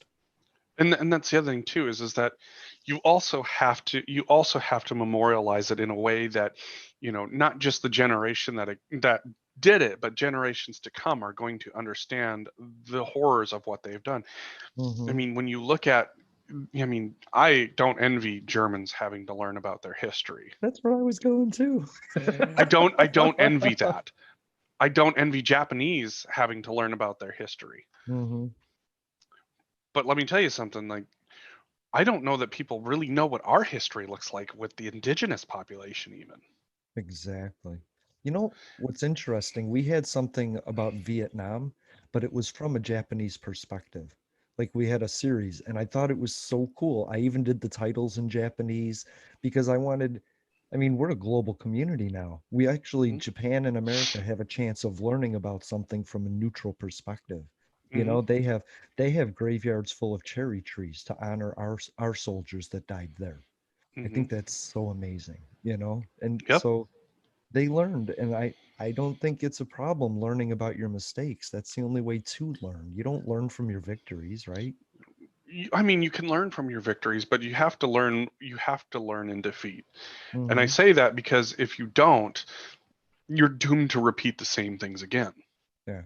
And that's just it. Is that in a way America hasn't been defeated, so we haven't learned from this shit yet. Hmm. And that's Yeah, and that's a problem. Is that it shouldn't take a defeat in order to learn this.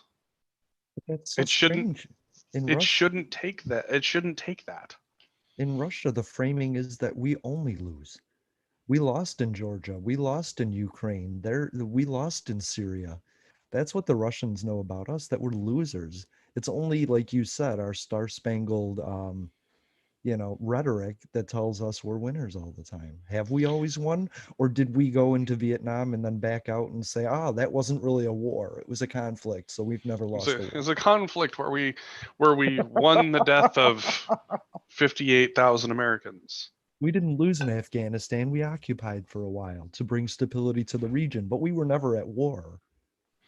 And that's just it. It's that, can't lose a game you were never playing. Right? Exactly. And that's It's America. it's it's like it's like it's like I didn't lose. It's like fucking elementary schoolyard bullshit. I didn't lose. I wasn't Right. really playing. Yeah. Yeah. You Oh, did it the when I wasn't fuck you looking. were. Right. It's horseshit. It's all horseshit. And that's what's really unfortunate is that we have to learn this stuff if we want to do better as a country. We have to learn this stuff. We have to understand this stuff, Hmm. and we have to understand it from both sides of the coin. Like, Yeah. I get it. Nobody nobody wants to admit that their ancestors royally fucked up, a continent. Nobody wants to admit that their ancestors, are responsible for enslaving and murdering millions of people. Nobody Right. wants to admit that. I don't care. I don't care one way or another. I think, I mean, even now being able to sit down and admit it, it still sucks. Yeah, Mhm. it wasn't me. Yes. But to say that, the benefits that I enjoy aren't the product of someone else's pain and suffering is completely asinine. It's completely off. It's not based in reality. Right.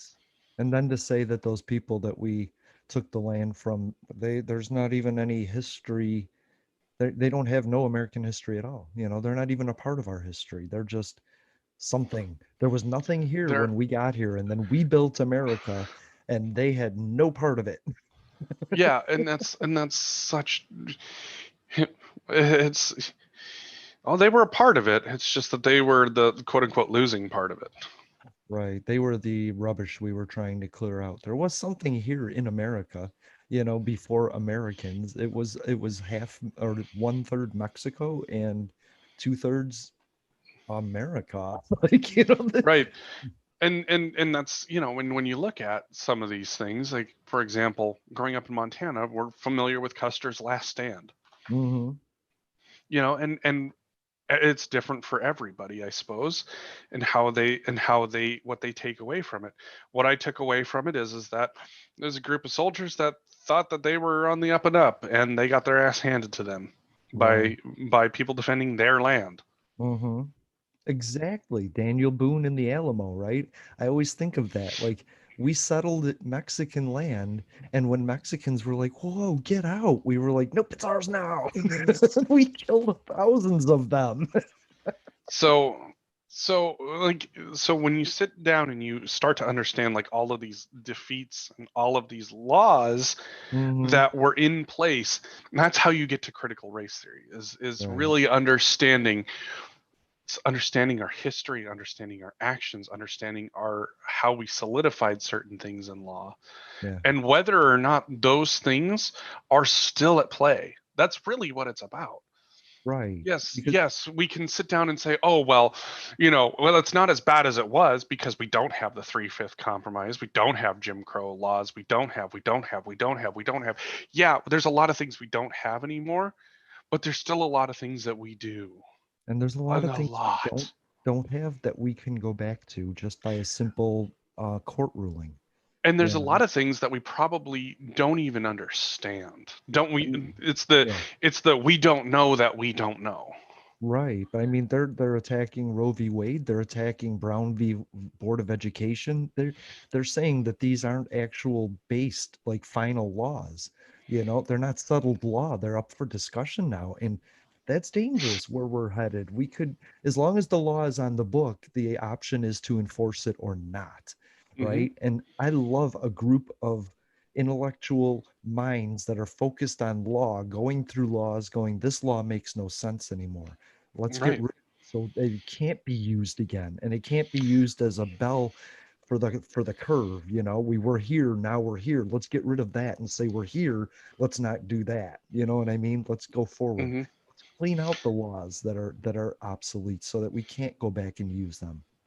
And let's understand how the law is going to be applied, not how hmm we think it is going to be. How is the law actually being applied as Right. it stands right now? Because I guarantee you there's probably some laws on the books in places where hmm they're being used in a pretty one-sided manner. I Stop and guarantee it. frisk, right? Stop and frisk. I mean, a New York police officer can stop anybody and frisk them, but they're less likely to stop a white person than a black person. Yeah. Yeah. So it's one of those things, like the reason why I am interested to see where critical race theory goes is because I do believe that there is a lot we have to learn that is still needing to be uncovered. Yeah. But I want There, everybody. Oh, go ahead. there's we have to understand who we are and what we've done Mm-hmm. in order to do better. Like, if we're going to say that we're a nation where all are created equal, then we also have to make it so that way all are judged equal. That's so funny. Equality. Everybody wants equality till you're talking about a racist or a pedophile or a Catholic priest. And then suddenly it's like, oh no, you don't get those same rights. I'm sorry. And I hate Hmm. that. I hate that. I hate the fact that we have to allow a racist to be a racist and a pedophile to be a pedophile. But if they're not hurting other people, if they're not breaking the law, if they're not doing anything except what's in their own head, I think they have a right to exist. I just hate them. I just hate them, and I don't want to be friends with them. You know. I I think, but here's the thing about those two things. You know, you don't go to jail for being a racist if you don't do anything. That's right. You don't have anything on the books if you're a racist and you don't do anything.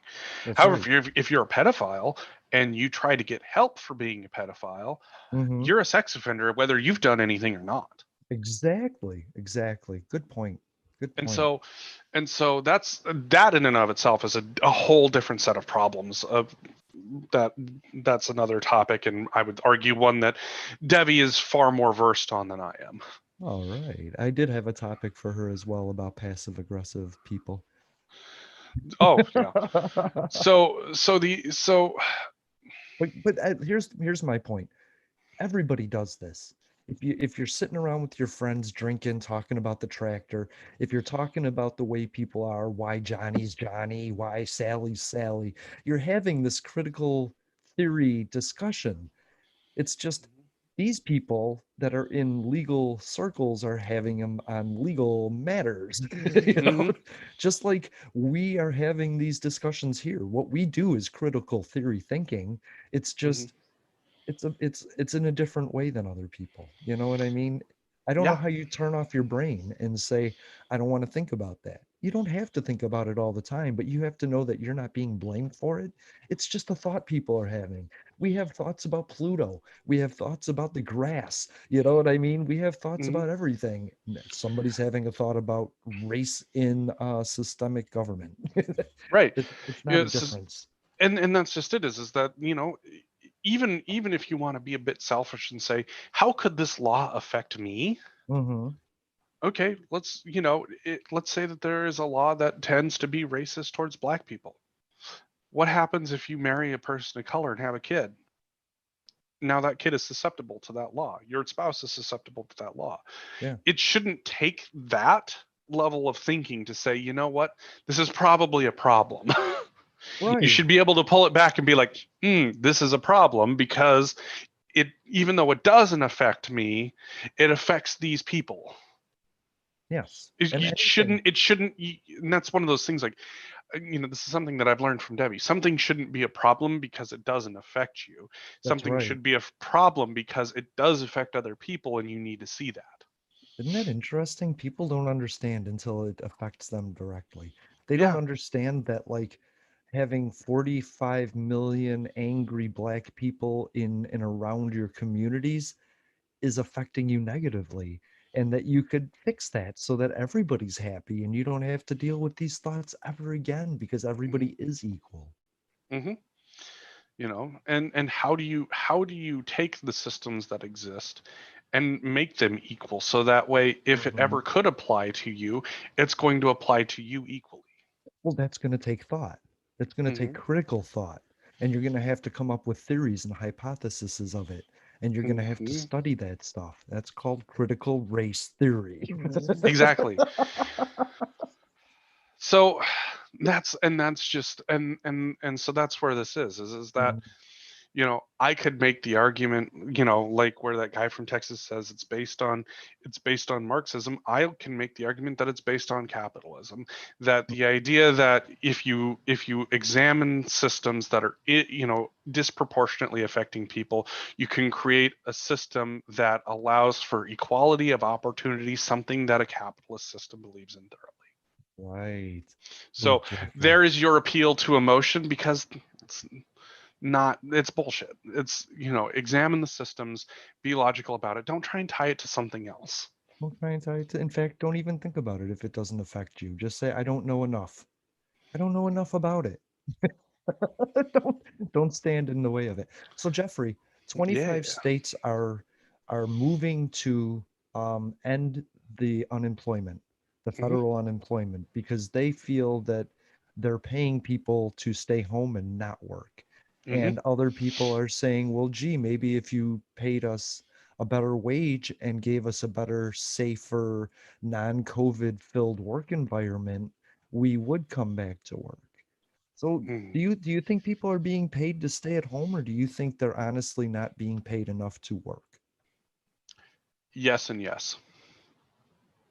So Look, I didn't want that answer.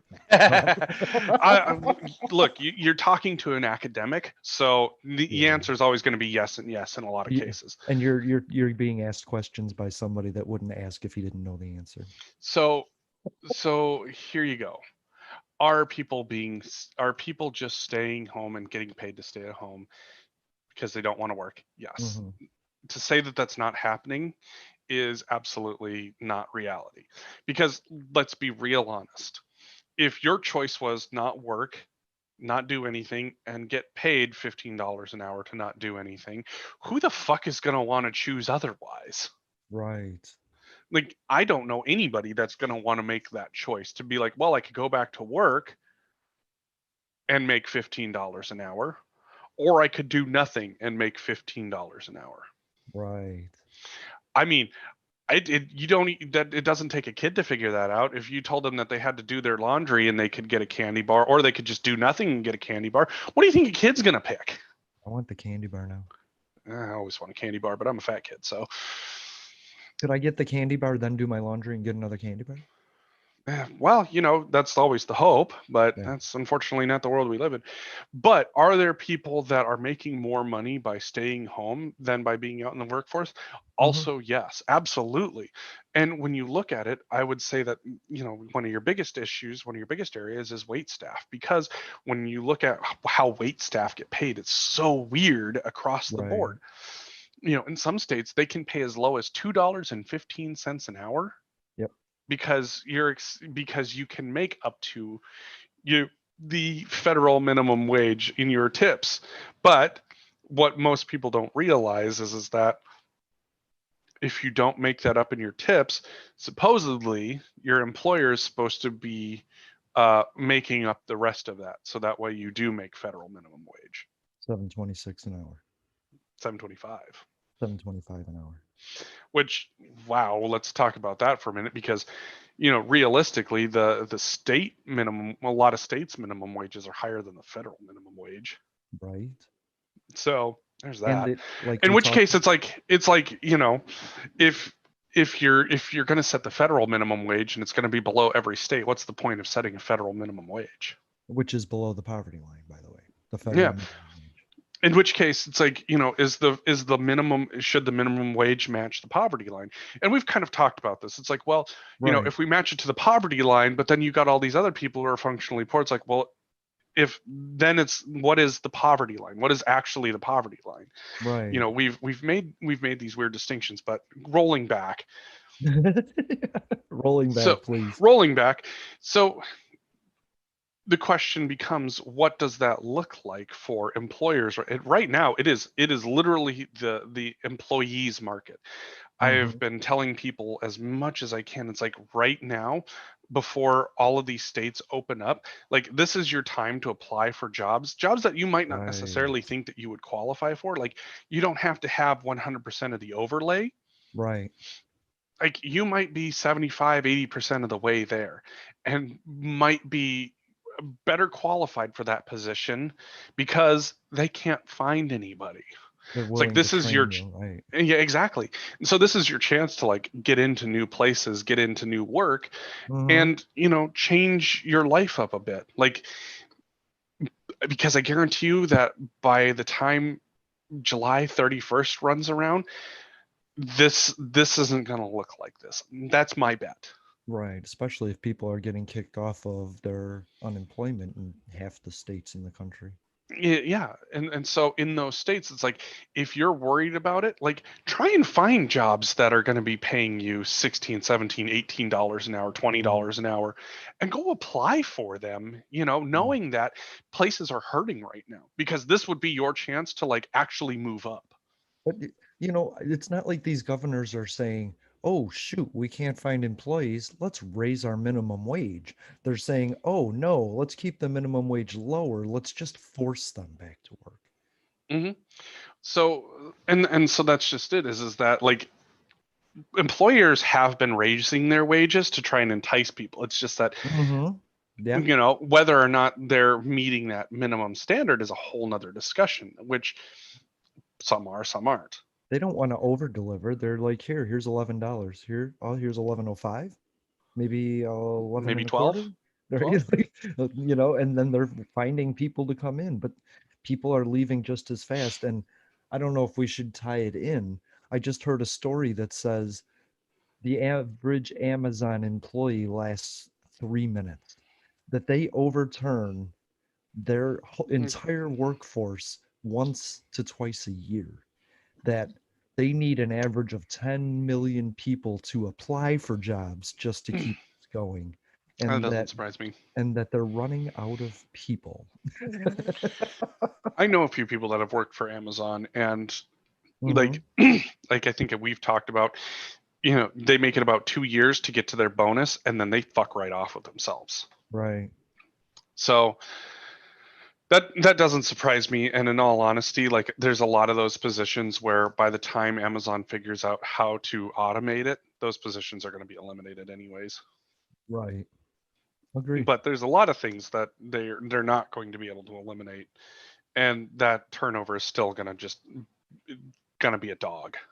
But that explains why Amazon couldn't get a union hold in what was it, Georgia, right? When they were voting for a union or not. It's because their Hmm. employees haven't been there more than 3 minutes. You're gonna vote for the company until you realize the company sucks. Well, and that's, and here's the thing, like the power that some unions have and some unions don't is Hmm. really something else. It would, to me, it would be a different discussion if all of Amazon's employees unionized versus one particular warehouse. Right. And that's really where that's really where the difference is that in a place like that where you have, well, I would say probably more than enough people looking for a job, Hmm. like there's no incentive for Amazon to not turn all of those employees over and then end up with an entirely new crew. Exactly. It's cheaper than having to give bonuses and Actually raises and insurance to somebody that's been there over a year. improve your working conditions, And the usual. also, if you have a 1 year long discussion about the union and you turn over your people twice a year, then that discussion's never going to be complete. Right. But we created this. This Hmm. reminds me of like kids in coal mines. Hmm. The way that corporations have tilted the system their way so hard that they can make billions of dollars, pay zero, and treat Americans like rakes and hoes. You know what I mean? Hmm. And at the same time too, Amazon Systems has figured out different ways of putting people to work. Hmm. And Amazon's, at some point it's like, you're going to end up hitting that point of diminishing returns. Like, for example, everybody fought for 15, and Hmm. Amazon is raising up their stuff to 15. They've expanded their operations in such ways that now people are out driving for Amazon Right. versus having it go to USPS or UPS or FedEx or whatever they have. But all they have to do is overload that person with more deliveries than they can handle and then fire them because they didn't make their deliveries. Yep. In which case, that's going to set up a very interesting set of court rulings. Hmm. What does physical capacity look like?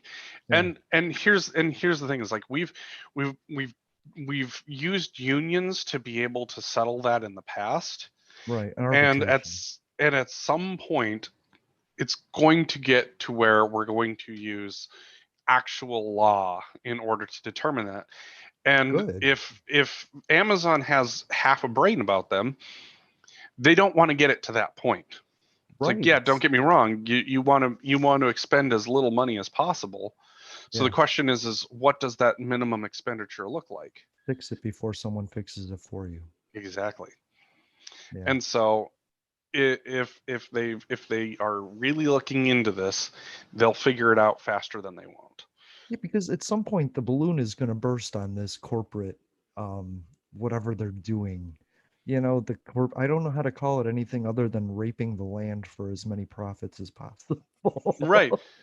And I, and that's just it, is exploiting people who are in need of work Hmm. to the point of, physical and mental deterioration.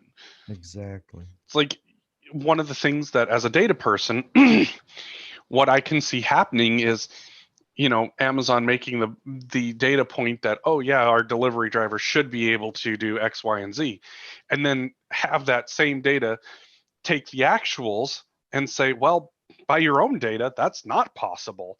And then somebody's going to end up with a wrongful termination suit that's going to change the law of the land. That's all Because it's going to take. I, as a data person, I love it. And if they don't figure that out first and somebody figures it out for them and rules on it for them, Right. Amazon's going to have some serious problems, because now, instead of hiring more drivers to get more done and fixing that ahead of time, now they're going to be up against a whole bunch of new regulations that, if they don't do, is going to cost them a lot more money. Which, what, maybe that's what needs to happen, and then you'd actually get some money out of Amazon into the government for a change. Yeah, that way we could waste $40 million of it a year and give the people pennies of it. I love it. Just fucking Totally. fix the roads you use, Amazon. You know what I I mean, mean? seriously, fucking roads Just are just terrible. pave the roads. Just make your delivery trucks road paving machines and just fucking pave the roads that you're Oh on, man, please. it's just absolutely insane that this is Yeah. this is where we're at. And that the government's okay with it and that people are like stopping and fighting that progress. We're like Mm, Democrats are like we want rich people to pay their fair share, and like there's a certain segment of the population going, you're fucked. No, don't do that. Don't make Amazon pay. I like my cheap stuff slightly getting more mm, expensive every year while I pay a hundred mm. dollars a year for the luxury of shopping. And then you have the people who, they're like, no, we don't need to make rich people pay. They already pay their fair share. Right. IRS papers come out, say that they don't, and it's like, Yep. I mean, I don't know what to tell you. It's that, most of us already kind of figured this out. Hmm. Clearly, when it comes to tax loopholes were written for the rich. Sure. I mean, So if you want to talk about systemic, if you want to go back to CRT for a moment, if your job is growing your money, then your money is free and clear untaxable, right? And then when you charge yourself 2% to manage your own money, then suddenly you're really screwing the system. There's a group of Mhm. people that are under investigation right now for doing that. And Yep, they're trying to change before they get caught. yep. And so, yeah, that's the system in a in a nutshell, is that Yeah. people have figured, people have figured out the way to make it best work for them, and they Mm-hmm. have made laws to make it work for them even more. Yeah. I heard, And so now that is coming back to bite them. And in an era where, it's easy to get digital access to some of this stuff. oh my God, yeah. Oh, I'm just waiting for whatever crazy fucking revelation happens next. Right. You But I know, when I heard that story, I was like, wouldn't the flat tax just fix all of that? Just yeah. a flat tax, get rid of all the loopholes, just one piece of paper, the IRS sends out, here's our tax. It's Flat. like, if you make up to a certain, whatever you make up to a certain point, $0 in taxes, because that'll Yeah, be your effective poverty line. right. Everything that you make above and beyond that, 10%, 12%, 15%, 10%. whatever it is. I love that. 10% of $100 is $10. 10% of $10 million is $100,000. I mean, that So that helps. makes it equal, but that doesn't make it equitable. Just Right. so we put it out there, and that's and Right. that's where we get into this whole issue of, paying your fair share. If you judge your fair share based on equal versus on equitable, Hmm. unfortunately, those taxes are going to disproportionately affect people who may or may not already be struggling to make ends meet. Well, that's what what I'm saying is I think the equity comes within the disbursement of those funds Mm, because the $100,000 is going to go for the lower income people just as much, probably mm. more than for the upper income people. So there's a So little equity there in giving to the poor, taking from the rich. It all just depends on how you decide to give to the poor. Yeah. You know, Mm-hmm. is it health care? Is it education? Sure. Those are things that tend to, help neutralize a few things. Is it Mm. is it after school activities? Is it food assistance? Is No, it affordable housing? it's a glass of water and a strainer. You know what I mean? That's what it Pretty is. It's much. trying to give me, it's trying to sustain me from a strainer. Get as Instead, much water as you can while it pours out of the bottom. instead, right now it's more like a garden hose enema. You don't Right? want it, but this is what you're getting. This is what you're getting. Take it, deal with it. Yep. I don't know. I'm sorry, Jeffrey. For what, garden hose enema? I don't know, just for the path this conversation's taking. I mean, it's one of those things. That's, I think the glory for our listeners is that this never fucking rehearsed. There's no script here. It's like, all right, we're Right. going down this weird rabbit hole. The way I Buckle in, tried fuckers. the way I explained my podcast to somebody was like, they were like, it's so political. And I was like, no, we're not political. I feel like an Amish kid that escaped the farm, but that goes Mm. back in to save the other Amish kids. Like I'm not political, but I'm trying to pull you out of seeing things in a political way and saying, look, if you stop looking at it politically, you'll start realizing that it's crushing you. Right. It's like of everything that we are going to talk about is going to be political to somebody, but the Right. way that we're discussing it is not political. Right, because there's other ways to look at it. Critical race Exactly. theory, if you take the politics out of it, is just what everybody does on a normal basis. When you look at a banana, you're like, is it ripe? Is it too ripe? Is it not ripe enough? Is it going to meet my needs? That's critical banana theory, you know? Seriously. And just Seriously. just to think that we need to turn our brains off because it might upset somebody, you know what I Well, but that's just it. Is that we've grown up into a population, into a society where we want to be told what to think. We want it distilled down to a mean? couple of words: vote red, vote blue, Republican, Democrat, left, right, Right, capitalist, communist. Like it's literally like a fucking whipsaw. It's like wee up and down, and right. it's like, well, wait, what about this area right here? No, No, and it's like, Jesus Christ, like, what the fuck? but critical race theory, all it means is think about it. Are you being racist? And just don't.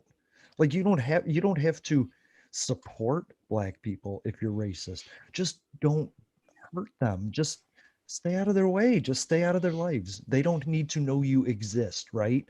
And you don't need to know they exist. Just let them live their lives. It's just think about what you're doing in the world and fix you. You don't have to fix anybody else, just you. And think about how the Other system affects, could affect you, could affect somebody else, and should it affect someone else in that way? That's really the toughest part in all of this, is understanding, it shouldn't take you to the ability to sit down and ask yourself, how does this affect me personally? And if it doesn't affect me personally, I don't care about it, because the answer is that if it doesn't affect you personally, that's that can be nice, I suppose, but you need to sit down and analyze how it could affect you personally, if it could affect you personally. And if you find out that there is an effect, then the question is it something that affects people equally, or is it affecting someone disproportionately? And if you don't sit down and have those thoughts and have those discussions, and then go in and look at the laws that are being created, you'll never actually know what is or isn't affecting somebody disproportionately, whether or not, an old law, was born out of the Jim Crow era and is still being used, whether a new law, is hearkening back to Jim Crow eras, or whether or not somebody is having some wild fucking idea that is, they haven't looked at history to see how something similar affected people. That's a lot of it, is that sometimes somebody comes up with an idea and then we're like, ooh, wait, hold on, that's kind of been done before, and it was bad. It was a bad idea then. Yeah, yeah. I think everything is a retread idea these days. Oh yeah, I was reading something about someone wanting to. Oh, who the fuck was it? Ah, shit. I'd read something about someone wanting to do some type of a an American test to make sure that you knew what you were about to vote on. And I was like, Ah. we had those. They were called poll literacy tests, Mm-hmm. and they were specifically designed to filter black people out from being able to vote because they weren't literate. You Right. know, in those times because they weren't allowed to be literate. Count the jelly bean tax, right? Like you You can't know, vote unless you can count the jelly beans in a jar. and it's like that's a terrible decision. That is an awful decision, and that we've already had something like that. It didn't work then. It was illegal then. Right. And you know, and everybody's trying to come up with these fucking laws, and it's like, look, y'all went for the nuclear option on trying to fix this thing when there was actually a very simple fix that Mm-hmm. is, you know, kind of in the middle of the road. It's you send out a ballot to every registered voter. They Mm-hmm. fill out their ballot at home, and then you have periods, open periods of time where people just flux in with their ballot and their ID, Yep. and they cast their vote. Love it. It's like literally the easiest thing ever because your system is going to be able to tell whether or not somebody's allowed to vote. We're at that point technologically. Yep. I So, think I think getting more people to vote would benefit the Republicans than less. So I find it I mean, amazing. it was clear that it did because the Mhm. Republicans only got 63 million votes in the Trump Clinton election, but they got Yeah. 76 million, 77 million Mm-hmm. in the last election. I mean, 13 million additional voters? That's 14 million additional voters? Mm. That's a huge jump. I, I think it incentivizes the Democratic side to vote. I think it's just pushing more votes of anger. You know what I mean? Like I think there was more people on the Democratic side that came out to vote simply against Trump than for Hmm. Democratic policies. Oh, absolutely. There's no question about that. And I think the Republicans, on the other hand, suppressed more of their own vote because they don't realize how much are working class 9 to 5, two job people. People And who I are think, working the entire yeah, duration that the polls are open. right. And I think they suppressed a lot of their vote. And I Hmm. think if you just give everybody the right to vote, Democrats will go back to being lazy and not voting, you know? Oh, I don't disagree. I think that's exactly what will happen is because they'll do exactly the same thing. They're like, oh, well, we won the last one, so it shouldn't be that big of a deal, and then Exactly. they'll lose it. Yeah, that's what we do. But And so it's keep us motivated. I decided I'm Democratic leaning. I'm sorry, I can't be Republican leaning while they're like this. When they come back to common sense and real discussions, I'm all in favor of it. But to me, the only Republican I know is Joe Manchin that I have to work with. right. Yeah, I mean, I would. That's what I would make the argument. Joe Manchin and Kristen Sinema are Republicans. Right, What you would expect Republicans to be right. And you should heard be. he's reconsidering the filibuster now. Oh, I did not hear that actually. Yeah, he's willing to lower the threshold to 55 votes to Interesting. end the filibuster. My thought is if there's 161 exemptions to the filibuster, why can't you just make voting rights 162? And that's what I tweet to everybody. I tweeted to Joe Manchin, Elizabeth Warren, Joe Biden, Kamala Harris, Pramila Jayapal. Just change the rule. Like just add it to the exemptions. It's the easiest way to do it. Voting rights should always be one of those things that we Right. can get done. So it's yeah, and I think that's one of the biggest things is that has become such a fucking mess more than it ever should have been. Like Yeah. you literally should be able to show up with your ballot and your ID and get Yeah. your vote counted.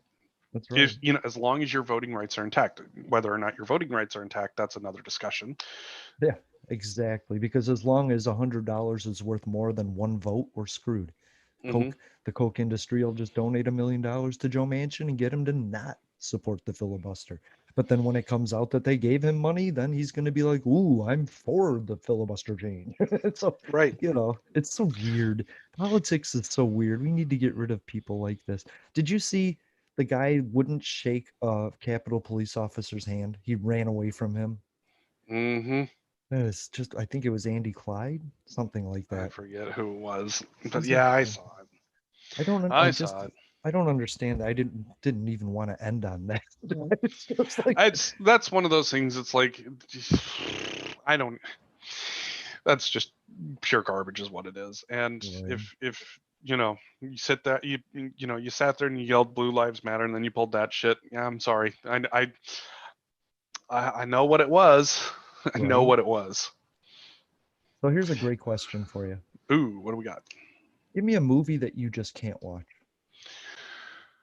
Oh, a movie that I just can't watch. Moulin Hmm. Rouge. Cannot watch it. All right, good for you. I like it. I cannot do that movie. And I know so many people who love it. I cannot do it. I can't do it. And it's like equal parts trauma and equal parts I don't like what they've done with the music. Okay.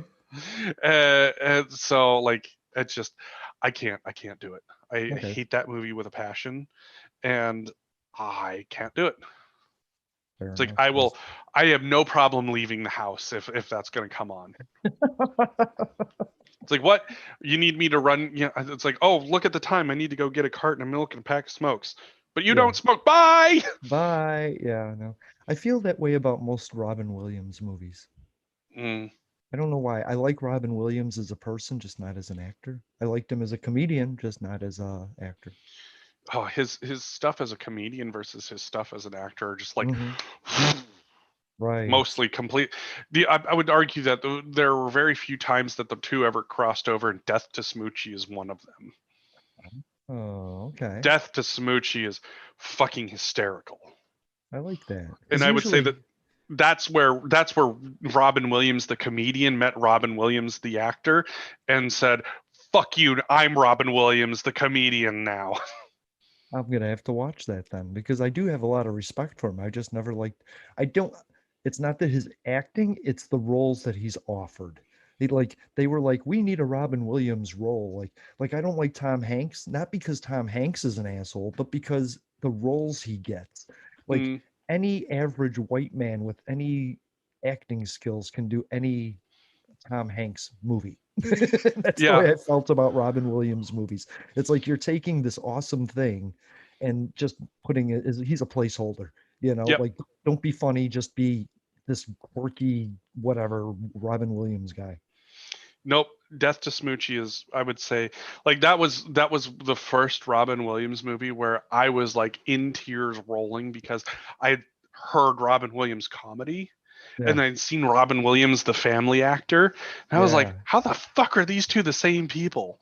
And then it right. was like Death to Smoochie and I'm like, I get it. I know how this happens. I I get it. love it. It's like Robin Williams was just all around funny no matter what he did. He was a Mhm. cartoon character in flesh. Right. But that's what he was trying to go for. What I liked was like when he was on Happy Days, he was kind of an asshole version of Robin Williams. You know Mm. what I mean? And I loved that. He was like an omnipotent god, alien, and like he could stop Fonzie. He was more powerful than Fonzie, and I just loved him for that. No, it's definitely like, yeah, like Death to Smoochie would be like if you wanted to find a movie Hmm. and find out what Robin Williams the comedian would have been like if he was just Robin Williams the comedian. Yeah. Yeah, I mean, you've got a great cast in that movie. You've got Ed Norton, you've got Jon Stewart. Wow. It's fucking hysterical. I loved Ed Norton for a long time. It's so fucking wild. It's so hilarious. Okay, I'll check it out. One movie I never watched was Hmm. shit with Ralph Macchio in it, the fucking kung fu movie. Karate Karate Kid. Kid. Yeah, I never watched it. I don't Hmm. know why. I saw it and I was like, I'm never gonna watch this. And since then, I've never watched it. I watched them. Yeah. Um, I mean, it was just I thought they were fantastic, but I mean, there's like their time period piece. It's like the '80s captured. Like it's not a Mm-hmm. timeless thing. It's like if you're looking for nostalgia, like you wanna Mm-hmm. you wanna be like, what were the '80s like? That was the '80s. Wow. I would go with The Breakfast Club. That too. That too. Yeah. But the 80s did have that vibe, movie-wise, didn't it? That like the Hmm. 70s and the 90s never had. Yeah, I mean, the '70s and the '90s. The '70s had a. This, I would I would say that was because the 80s had such a oddly homogenous culture at that point, Right. whereas like the 70s was a little bit more experimental, and the Mm-hmm. 90s, the 90s everything just shifted so much. So Like corporate, so it was polished, so produced, put it in a jar and was spit out. Yeah. but also at the same time too, like experimental and weird and funky Mm-hmm. and like literally just like throwing a handful of darts and trying to figure out what the hell would stick for the Right. year. Right. And De- Chumbawamba? Like like Chumbawamba had their most popular song. What are you kidding me? That was the like dumbest Debbie song. Debbie and I were talking about that, and about how 90s music in general is just like this weird genre of, like, it was just all Mm-hmm. over the place. Like, Yeah. it's like you listen to it, you're like, that was the 90s, but you can't exactly be like, ah, yes, that was hair metal, that was the Right. 80s power ballads. It was No, just so fucking weird. it was there was this grinder, this music grinder, and they took these unique artists and shoved them into the same grinder, like hair metal and rappers, and then it all came out as like this like limp what Linkin Park sort of meets Mariah Carey's sort of weird bare naked ladies thing, like Oh you God, it was all over the place. You had grunge, you had punk, you had pop, you had hmm pop supergroups, you had girl rock, you had girl power right. rock, I mean, you had these weird, God, But let's you see, had it what was, all in the same band, in the one artist. You had they were like, yeah, put a little grunge in there. Now put a little yeah, yeah, indie in there. Yeah. You had Marcy Playground, you had the Right. birth of the Foo Fighters, you had, Oh I my mean, it was just, God. it was Jane's Addiction, right? all over the fucking place. I mean, like when you think about the diversity of music, it was just so wild at that point. And that's where I Right. see like the music industry headed right now, hmm because people have the technology to produce their own music now at home. Yeah. And so they can just be like, yeah, I don't need a record label. I'm just going to put this on a TikTok, and then suddenly people are going to be looking for my fucking song because Yep. some random person, danced to it or did something to it in a TikTok. And now, the video has 10 million views. I've got 14 million downloads, and it's just like, hmm it's like, to me, like as the musical person, like I'm fucking excited for that, because Right. it's, I love that musical chaos, Mm. because you're going to get some really cool shit coming out of it. Yeah. And for that, you need to listen to the Unsigned Countdown because every week we feature five independent metal, alternative, rock, and punk bands. Um, yeah. Our last one was post I Thought of You. It was a lot of post punk. Well, I call it post punk. They called it metalcore, but it was just kind of that whiny voice and the growly voice and a whole bunch of Mm, up tempos and down tempos and starts and stops. I love that shit. Like that's my shit right there. nice. Thanks for being here, Jeffrey. I do have a question for you, so I'm going to end things and say